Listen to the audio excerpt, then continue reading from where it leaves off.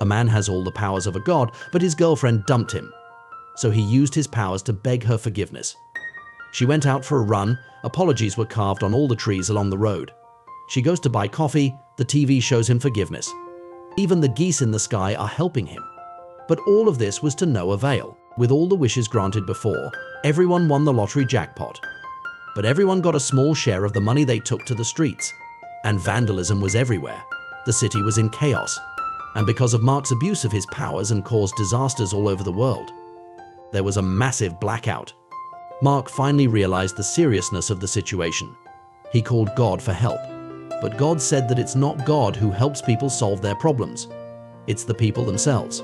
Mark thought about it for a long time.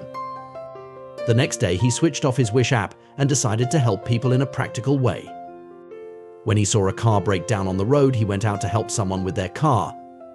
And then he found a colleague he had a problem with. He shook hands and made up. Everything was going well. But his girlfriend hadn't returned.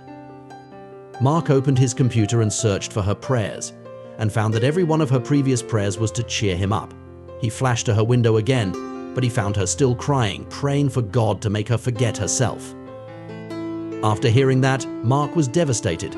He knelt down in the middle of the street. At this point, he didn't want to be God anymore. He begged God to take back his power. Suddenly, a white light shone down. Mark thought it was God, but it was a lorry crashing into him. When he woke up again, he was in heaven. God said he could grant him one wish, but he didn't wish for his own resurrection. He wished for his girlfriend to find someone who truly loved her. God smiled and said yes. Then he gave him a push. Mark came back to life. He was lying wounded in the hospital. His girlfriend hugged him by his bedside. At this moment, he realized it's people who can make miracles, not the Almighty God.